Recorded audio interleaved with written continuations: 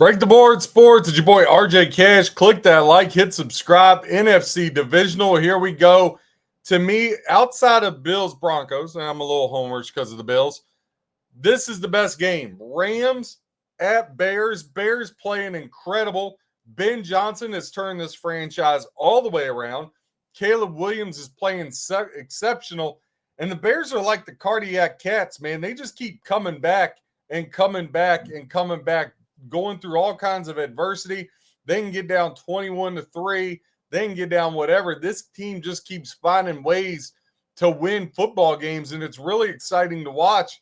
Now here comes the Rams. Before the season, I had said Rams-Bills Super Bowl, bet it again at 33-1 before the playoffs started.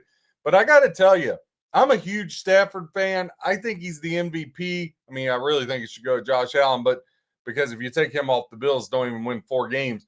But from a statistical standpoint, Matt Stafford should be the MVP. But I got to tell you guys, he looked like doo-doo against the Panthers. I mean, I know everybody's crowning Matthew Stafford because of that last drive, and I think that's great, and it was fantastic to watch, and that's the Matthew Stafford that I've come accustomed to. But, man, he missed a lot of throws in that game. I mean, he missed a lot of throws. And on the other side, all I've heard is Shula's name and head coaching searches and how great this Rams defense was, but it's fallen off. They gave up 31 points to Bryce Young and the Panthers. What are you going to give up to Ben Johnson, Caleb Williams, DJ Moore, Adunze, Swift? I mean, what are you going to give up? Loveland is now playing at lights out level. What are you going to give up to the Bears? So I got huge concerns as to where I was like, look, Rams, they're on the path. They're going. I got big question marks now because Bears are just playing better football right now. Granted, I don't think the Bears defense, I think Matt LaFleur let them off the hook a lot in that second half. McVay's not going to do that. Rams are going to be able to move the ball here. No doubt in my mind. I don't care how daggone cold it is. The Bears got no answer for Nakua and Devontae Adams, so I don't worry about that. But listen, if Matthew Stafford misses throws, I got more concern is how the Rams are going to slow down the Bears, right? Because we saw this Rams team go into Philly last year in the playoffs and just they had a chance to win, but just couldn't get over the hump, right? Just couldn't get over the hump. And I think this is going to be a game that goes down to the last 2 minutes.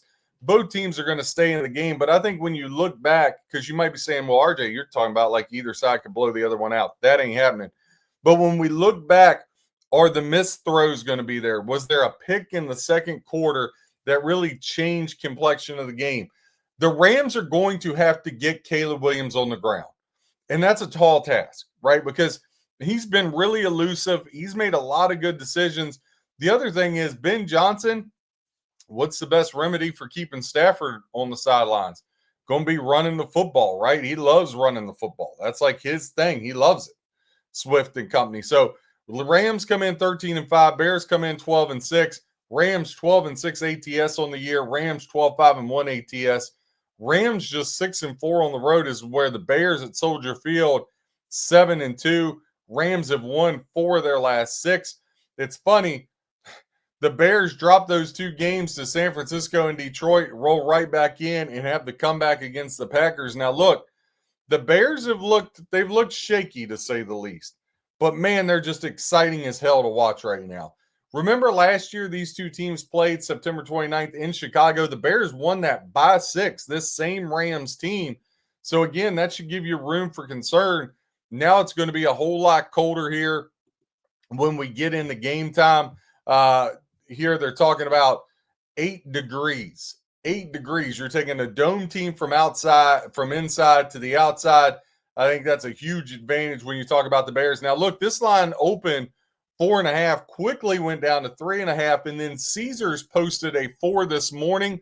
Right now, the 3.5, though, across the board, 61% ticket count, 67% of the handle going to the Bears, 39% ticket count, 33% of the handle is laying the 3.5 on the road with the Rams. Your total sets 48.5. 60% of bets equaling 51% of the handle going over 48.5, 40% ticket count, 49% of the handle going to the under. Obviously, these 2 offenses, you think over. But when we dive into the stats here, on the road, both on the road overall, doesn't matter. Rams, number one scoring offense in the National Football League, 32.1 points per game on the road is to where the Bears, 11th best offense at home, 26.2. But I want to really focus on the defense here. I know I've been talking about that, but I just kind of want to hammer that home. I think it's a big deal. Rams defense on the road giving up 23.2 points per game, as to where the Bears giving up 18.7 points per game. So Bears defense has actually been better than the Rams defense. Also, Rams defense has been very turnover. They've been able to generate a lot of turnovers, right? So the Rams, they're getting about half of a turnover a game, 0.6. As to where when you look at this for the Bears, they're second in the league defensively creating turnovers. They're averaging 1.33 turnovers per game.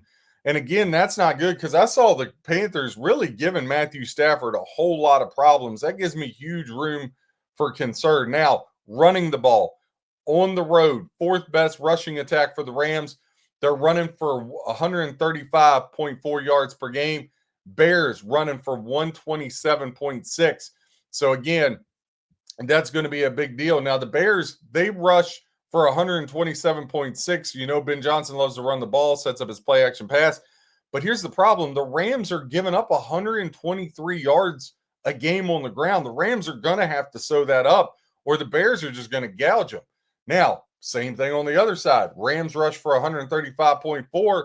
Rams defense worse than Bears defense worse than the Rams against the run, giving up 122.6. So again, the defense, I think that's where the game, I said this with the Bills Broncos, the ability to run the football and stop the football from being ran, the rush defense and running offense, that's where this whole game is going to come down to, especially when you have 8 degrees, the hitting and the physicality that takes. Rams 10-3 straight up their last 13, 14-6 ATS their last 20.